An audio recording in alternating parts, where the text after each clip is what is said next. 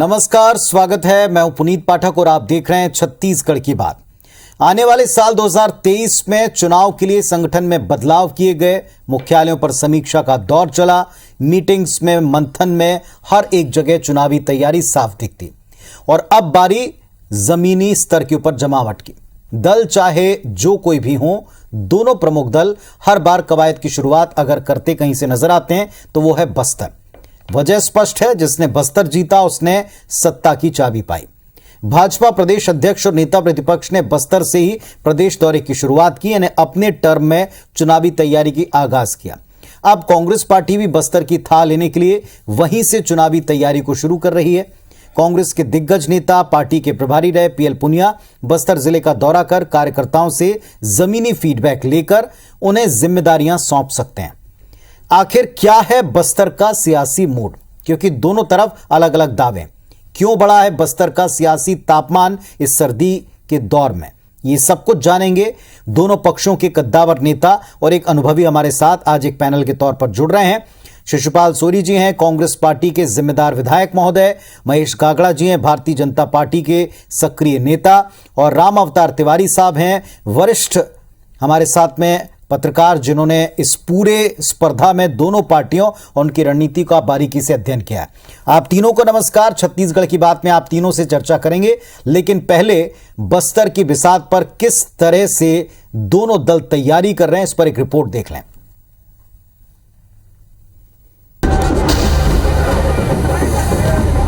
कांग्रेस का मिशन बस्तर, दांव पर 12 सीट, पुनिया देंगे जीत का मंत्र।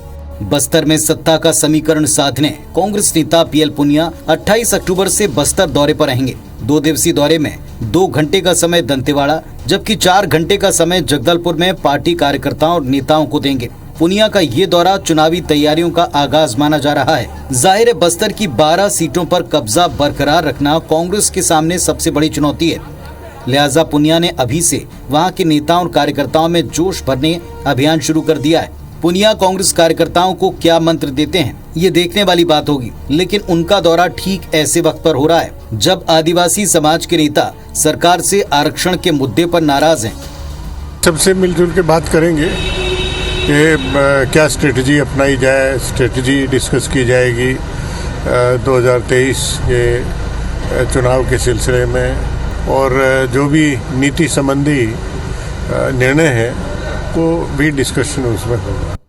दूसरी ओर बीजेपी पुनिया के बस्तर दौरे पर सवाल उठा रही है। महामंत्री ओपी चौधरी का कहना है कि छत्तीसगढ़ में बस्तर के आदिवासियों ने बड़ी उम्मीद के साथ कांग्रेस को सत्ता की कमान सौंपी, लेकिन कांग्रेस सरकार ने सभी उम्मीदों पर पानी फेर दिया। इसलिए इस बार बस्तर की जनता कांग्रेस को नकारने का मन बना चुकी है। इधर कांग्रेस का कहना है कि पुनिया के दौरे से कांग्रेस संगठन और मजबूत होगा। बस्तर की सारी उम्मीदों पर पानी फेरने का काम कांग्रेस की सरकार ने किया है। इसीलिए आज हम देख रहे हैं कि दौड़ दौड़ के बस्तर जा रहे हैं, लेकिन बस्तर के लोग अच्छी तरह से समझ चुके हैं और कांग्रेस को नकारने का पूरी तरह से इरादा बना चुके हैं। पीएल पुनिया जी दौरा करते रहते हैं और इसी कड़ी में वो बस्तर संभाग का दौरा कर रहे हैं। निश्चित रूप से उसका फायदा पार्टी को मिलेगा, संगठन को मिलेगा और सरकार भी मजबूत होगी। कुल मिलाकर बस्तर फतेह करने बीजेपी के बाद कांग्रेस भी अपने गियर चेंज करने में लगी है। बीजेपी में बदलाव के बाद प्रदेश अध्यक्ष और नेता प्रतिपक्ष ताबड़तोड़ बस्तर दौरा कर संगठन और कार्यकर्ताओं में नई जान फूंकने में लगे हैं। वहीं सरकार एक के बाद एक विकास की योजना और घोषणाओं के जरिए बस्तर को साधने में जुटी है। पर सबसे बड़ा सवाल वही है, आखिर बस्तर के लोग क्या चाहते हैं, वो किसको चुनेंगे। सौरभ सिंह परिहार, IBC 24, रायपुर। तो मिशन बस्तर में सबसे बड़ा चैलेंज यही है कि बस्तर की जनता क्या वाकई सत्ता पक्ष से नाराज है। जमीनी स्तर के ऊपर कांग्रेस पार्टी के दिग्गज जब वहां पहुंचेंगे तो कार्यकर्ता उनको किस रणनीति पर अमल करने के लिए कहेंगे। क्या वाकई आरक्षण अब की बार वहां सबसे बड़ा मसला होगा? अगर होगा तो क्या जवाब है सरकार के पक्ष, क्या तैयारी है, इस पर भी बात करेंगे। हमारे साथ जैसा आपने पैनल देखा है, इन सभी से हम 2-2 मिनट ओपनिंग स्टेटमेंट से शुरुआत कर रहे हैं। शिशुपाल सोरी साहब, आपने सुना बीजेपी कहती है कि पिछली बार मौका आदिवासियों ने आपको दिया, लेकिन वो ना उम्मीद हुए, अब की बार तय कर चुके हैं आपका साथ नहीं देंगे। क्या उनको उत्तर है? बस्तर मिशन में क्या खास होने वाला है? दोनों पर अपनी बात आप कृपया 2 मिनट में रखें। पुनीत जी, ये संगठन के हेड आ रहे हैं जो प्रभारी हैं प्रदेश के, निश्चित तौर पे बस्तर में दो कारणों से जाते हैं। एक तो वहाँ के लोग, वहाँ की दंतेश्वरी देवी है, जो फलदायिनी देवी है, मनोकामना पूर्ण करने वाली, उसके दर्शन करते हैं। दूसरा, जो संगठन का मुखिया जब जाता है तो अपन संगठन को मजबूत करने की बातें होती है।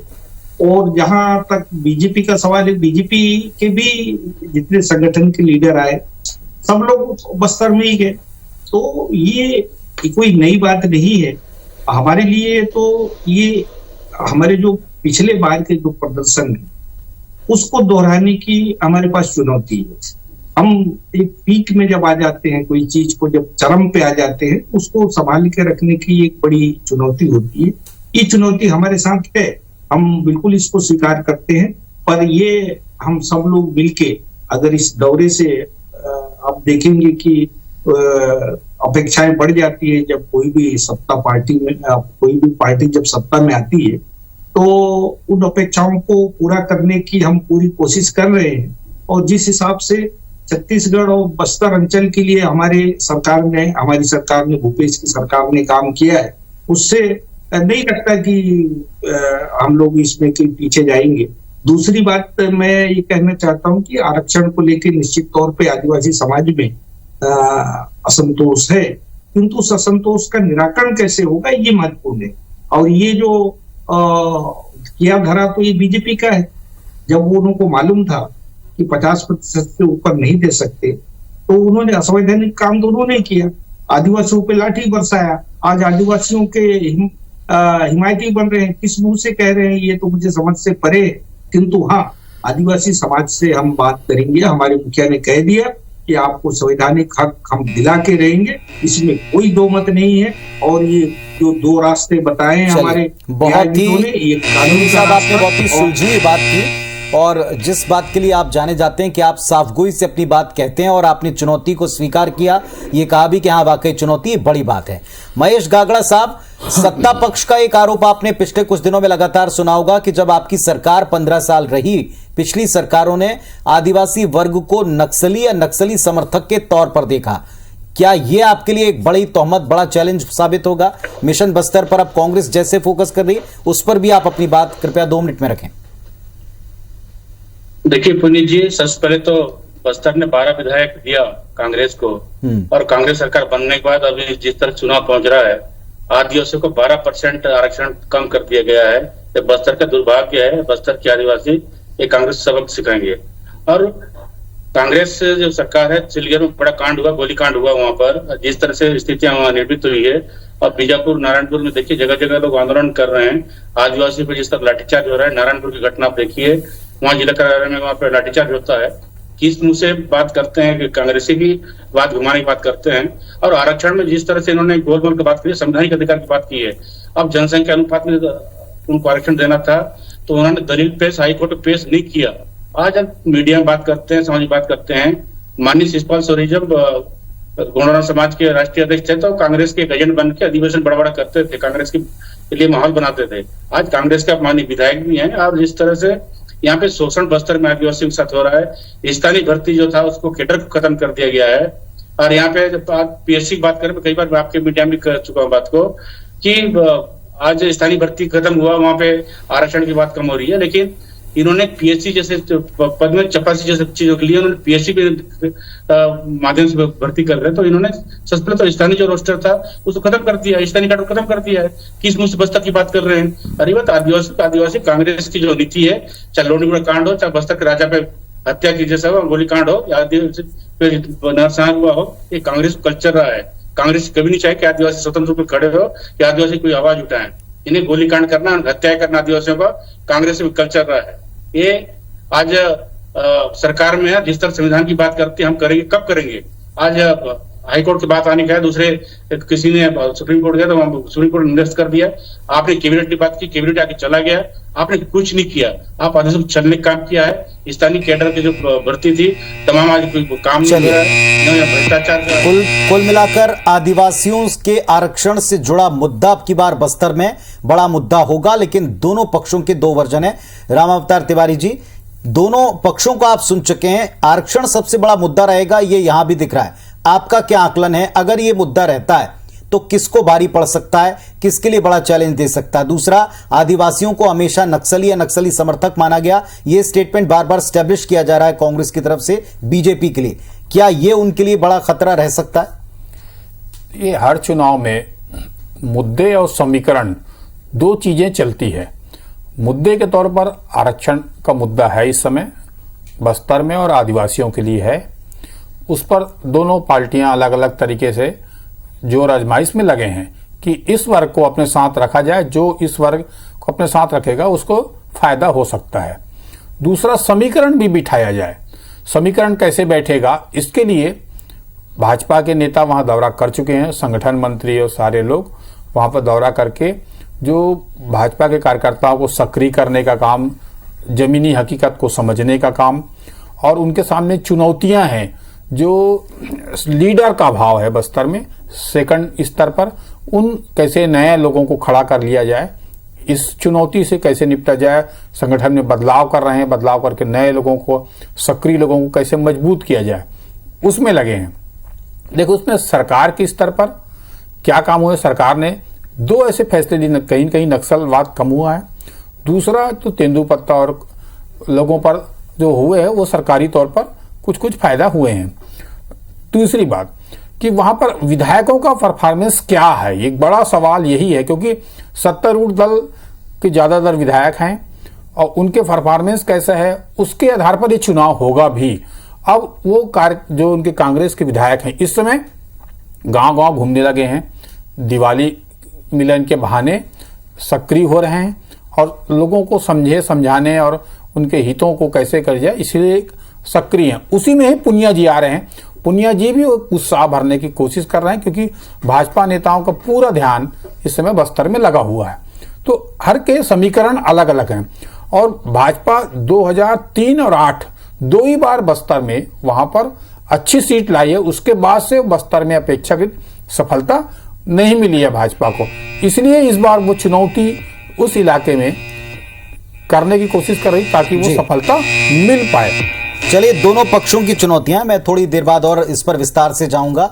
शिषपाल सोरी जी, जो महेश गागड़ा साहब भी कह रहे हैं कि आरक्षण एक ऐसा मुद्दा बनकर सामने आ चुका है जिसका जवाब सत्ता पक्ष से हर कोई चाहता है। ये चाहता है कि आप या तो उसका हल निकाल कर दें या फिर इसकी जिम्मेदारी आप तय करें। जिम्मेदारी भले ही हम एक दूसरे के कोर्ट में डालते हैं, लेकिन चूंकि सत्ता पक्ष में आप हैं, आपको लगता है कि यह समझा पाना, उस वर्ग को बता पाना कांग्रेस के लिए सबसे बड़ा चैलेंज होगा तो कैसे निपटेंगे इससे? इसके निपटने के दो ही रास्ते हैं। एक तो हम कानूनी तौर पे सुप्रीम कोर्ट में अपनी पक्ष को रखें और इसके लिए क्वांटिफाइबल डेटा बनाने के लिए पटेल कमीशन काम कर रही है और कुछ ही दिनों में उसकी रिपोर्ट्स आने की हम समझते हैं कि आ जाएगी। जब आएगी तो स्पष्ट हो जाएगी कि ये वर्ग ऐसा है, ओबीसी वर्ग, एसटी, एससी और ओबीसी सबका मिला के जो हम देना चाहते हैं उनके प्रोपोर्शन में, तो ये तीनों वर्गों को देखना पड़ेगा, क्योंकि रिजर्वेशन जो एक्ट है वो एक ही एक्ट है जिसमें सभी शासित होते हैं तीनों वर्ग। तो ये तीनों वर्ग के लिए जब बात आती है तो तीनों के संवैधानिक हितों की रक्षा करना होता है और बीजेपी ने ये नहीं रखी। अफसोस का साफ कहना पड़ता है, वो चाहे लाख चिल्लाए, किंतु ये बात तो सही है कि इतने सारे सुप्रीम कोर्ट के निर्णय जिसमें 50% की सीमा को नहीं बढ़ाया जा सकता, इस पे उन्हें आए हैं और बढ़ाया जा सकता है तो उसके लिए ठोस आपको तथ्यात्मक टिप देना पड़ेगा। इनके सामाजिक, आर्थिक, राजनीतिक और इनके जो शासकीय सेवा में गागड़ा साहब, बीजेपी नहीं कर पाई तो ये बात जनता तक पहुंचाएगी कांग्रेस पार्टी? वो सामंजस्य, वो रेशो आप नहीं बना पाए? क्वांटिटेबल डाटा की बात कर रहे हैं। क्वांटिटेबल डाटा टीआरआई के पास होना चाहिए, आदिम जाति कल्याण विभाग जो ट्राइबल डिपार्टमेंट है उनके पास क्वांटिटेबल डाटा होना चाहिए। आज सरकार का माननीय शिषपाल सोरेन जी बोल रहे हैं क्वांटिटेबल डाटा को इकट्ठा कर रहे हैं। थोड़ा दुर्भाग्य प्रदेश के लिए कि सरकार 4 साल में क्वांटिटेबल डाटा कोर्ट में पेश नहीं कर पाई। कोर्ट में हारने पर क्वांटिटेबल डाटा की बात कर रहे हैं, बड़ा शर्मनाक बात है। आप एक पूर्व आईएएस अधिकारी भी रह चुके हैं, वर्तमान में अब सरकार के अंग है।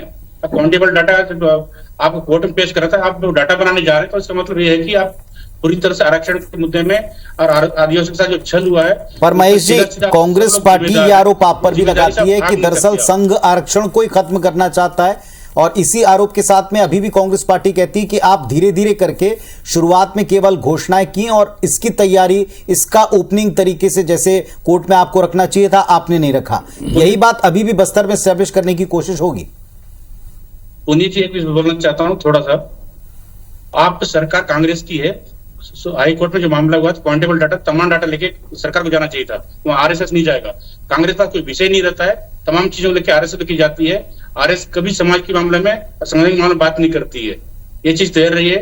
ये कांग्रेस के एक मामला रहता है कि घूम फिर के आप बात को डाइवर्ट करने के लिए सरकार की जो जिम्मेदारी है उससे बचने के लिए आरएसएस सामने आती है। सरकार इससे माफ की है, आपको जो जिम्मेदारी लेनी चाहिए, और आपने जो हारा है अब स्वीकार करना चाहिए। मुख्यमंत्री आज तक बोलते हम सुप्रीम कोर्ट जाएंगे, फिर बोलते पॉइंटेबल डाटा आ रहा है, आवेदन करेंगे। तमिलनाडु जैसे राज्य में अब 50% अधिक है। ठीक है, तो तमाम चीज को देखकर चलिए मैं सीधे एक्टिवली आप दोनों को अब डिबेट में सीधे सीधे आपके पास अवसर होगा अपनी बात रखने का। शिषपाल सोरी साहब, एक सीधा सवाल है जो अभी रामावतार तिवारी साहब ने भी कहा कि वहां के विधायकों का परफॉर्मेंस ये भी देखा जाएगा। जब विपक्ष के लोग जाएंगे तो बिल्कुल क्लियर है कि इस मुद्दे को, आरक्षण को, वो किस अंदाज में वहां लोगों के बीच में उठाने वाले, उनको उठाना भी चाहिए। आप कैसे इन दोनों चीजों को काउंटर करोगे? क्योंकि एक तो वे नाराज हैं, ये भी बार बार बात की जा रही कि बस्तर के लोग निराश हैं, नाराज हैं, कांग्रेस को सत्ता सौंप करके वो आज कुछ प्राप्त नहीं किए। आप स्वयं वहां से, आपको लगता है कि चीजें वहां लोगों के दिमाग में बैठ पाएंगी, काम कर पाएंगी? पुनीत जी, हमारी कोशिश होगी कि जितने शीर्ष आदिवासी नेतृत्व हैं वहां के, सबसे बात की जाएगी, और ये जो संवैधानिक रूप से हम क्या इसका हल हो सकता है, ये इम्पोर्टेंट है। वो हम उनसे भी चर्चा करेंगे, हम कानूनविदों से तो चर्चा कर ही रहे हैं। और जो तमिलनाडु की बात आई अभी गागड़ा जी ने भी कहा, तो तमिलनाडु के तर्ज पे भी विशेष सत्र आने वाले सत्र में प्रस्ताव पारित करके हम राष्ट्रपति को भेजेंगे। ये हमारे मुख्यमंत्री जी ने उन्होंने एक संकेत दिया है कि ये भी एक रास्ता है। तो दोनों जो संवैधानिक रास्ते हैं उस पे हम तेजी से चल रहे हैं, और यही बात अगर हम बताते हैं, हाँ ये जरूर है। गागड़ा साहब, क्या कहेंगे आप? अगर सरकार ऐसा कर लेती है, एक बड़ा मुद्दा आपके हाथ से जा सकता है। आपके लिए मुद्दा नहीं है, आप लोग बार बार कहते हैं, लेकिन इस पर आपके ऊपर भी उंगलियां बार बार उठाई जा रही। कहा गया कि आप लोगों ने भी ऐसी तैयारी नहीं की। ये चीज मैंने कहा कि हाई कोर्ट में सरकार के पक्ष क्यों नहीं रखा। रही बात क्वांटिटेबल डाटा का, दूसरे राज्य की बात है, आप उससे मत जाइए। आप अपने प्रदेश के जो क्वांटिटेबल डाटा है उसको आपने पेश क्यों नहीं किया? सबसे बड़ी सरकार से फेल हुई। उसके बाद आपको कैबिनेट में बात रखनी बात आई थी, कैबिनेट में उनको विषय रखनी बात आई थी, कैबिनेट में अब प्रस्ताव लेके नहीं आ पाए आप। अब दूसरी जो चीज है कि दूसरा सबसे बड़ा चीज है, विधानसभा बात करते हैं तो ऑलरेडी 2012 में जो सरकार उसमें नियम बना चुका है, तो विधानसभा पारित है। कांग्रेस बीजेपी तो गागड़ा साहब, बस यही एक मुद्दा होगा जिस पर आप सरकार को घेरेंगे, और इसी के सहारे आपको लगता है बस्तर आपका होगा? बस्तर में तमाम चीज है। यहाँ डीएमएफ में भ्रष्टाचार है, जन कमीशन में, पंचायत में अनियमितता है, पंचायत के अधिकार। सोरी साहब, ये सारे मुद्दे हैं, वाकई अड्डा बना के रखा हुआ है इन्होंने। पंचायत को जिस तरह से शोषण का केंद्र बनाया हुआ है। ये विपक्ष में बैठे हैं तो कुछ ना कुछ तो ये अपनी बात कहेंगे, किंतु पूरे वहां की जनता जानती है कि कांग्रेस शासन में जो वहां की संस्कृति के बचाने के लिए, वहां जो गरीब लोगों के लिए जो काम हो रहे हैं, गोठान के जो काम हो रहे हैं, और तेंदुपत्ता की बात आई, इसके अलावा भी बोलिए आप भी बोलिए। ये जितने भी बातें हुई है उससे जनमानस में कांग्रेस के प्रति एक आस्था बढ़ी है, विश्वास बढ़ा है। खासकर संस्कृति को लेकर हम हमारे देवगुड़ी बन रहे हैं, हमारे कोटूर बन रहे हैं। और गागड़ा साहब, आप जिसको बता रहे हैं कि बस्तर में लोग परेशान हैं, वो उपलब्धियां गिना रहे हैं, और यही बात वहां स्टैब्लिश करेंगे। बस्तर में देखिए, यहाँ पे पंचायत की जो समानता में होनी चाहिए, जिस तरह से 3000 की जनसंख्या है और जहाँ पे 500 की जनसंख्या है, वहाँ पे इन्होंने 1,70,000 दे रहे हैं। आप सोचिए 1,70,000 में पंचायत में मूलभूत में क्या काम हो पाएगा? इस बार सूर्य जी कलेक्टर भी रहे, विधायक भी है, पता है कि किस होगा। भारतीय जनता पार्टी जनसंख्या आधार पर पंचायतों को पैसा दी जाती है। दूसरा मैं ये बताना चाहूंगा पुनीत जी, ये सेंट्रल गवर्नमेंट से फंड आता है। आजकल कांग्रेस का कमीशन का फंड हो गया, जो राशि है और जल मिशन का जो काम है वहाँ पे भ्रष्टाचार से नहीं होता ठीक है। है। मैं तो कहूंगा कि भाई ये मोदी चलिए, जी समय का थोड़ा सा इशारा है। राम अवतार तिवारी जी, दोनों पक्षों का एक एक बड़ा चैलेंज आपको क्या लगता है? देखिए, आरक्षण के मुद्दे पर कांग्रेस को भारी तो पड़ेगा पहला। अब ये शहरी इलाकों तक रहता है कि भीतर तक रहता है, ये एक बड़ा सवाल रहेगा, क्योंकि भीतर ग्रामीण इलाका है जो लोगों को कैसे प्रभावित करते हैं, समीकरण से प्रभावित होती है वो, उस समीकरण की जुगाड़ में दोनों पार्टियां लगी है। तीसरी बात ये, जो विधायकों का परफॉर्मेंस क्या है और कार्यकर्ता कितने कौन पार्टी के सक्रिय हैं, जो जनता को ये बता पाए कि हमारी पार्टी अच्छी, उनकी पार्टी खराब है, हमारी पार्टी ने अच्छा काम किया, उनकी पार्टी ने नहीं किया, ये कौन से पार्टी सफल हो पाती है, उसी का कवायद में दोनों पार्टियां लगी हुई है जी। जहां तक अगर उसके हिसाब से देखेंगे तो नक्सलवाद निश्चित तौर पे कम हुआ है, परंतु इसके बावजूद भी बहुत सारे मुद्दे, बहुत सारी समस्याएं हैं। उन समस्याओं जैसा आदिवासी वर्ग जो है वो कांग्रेस से प्रभावित रहता है। चलिए, उस वर्ग को कैसे प्रभावित कर पाएगी भाजपा, जी। और कार्यकर्ता जो उनसे नाराज हैं उन कार्यकर्ताओं को सक्रिय कैसे कर पाएंगे, ये एक चैलेंज रहेगा। एक और संकेत जो यहां पर शौरी साहब भी दे रहे हैं कि जो सबसे बड़ा मुद्दा है, इस पर सरकार के पास में अभी कितना कुछ है और उसके लिए कितना वक्त है, इस पर जरूर विपक्ष की भी नजर होगी और प्रदेश की और खास तौर पर आदिवासी वर्ग की भी नजर है। फिलहाल शुक्रिया, ये चर्चा भी चलती रहेगी। चुनाव आने तक बस्तर की बिसात के ऊपर क्या क्या चीजें सामने आती हैं, इस पर आप सबके साथ हम जुड़कर बातचीत करते रहेंगे। फिलहाल धन्यवाद, नमस्कार।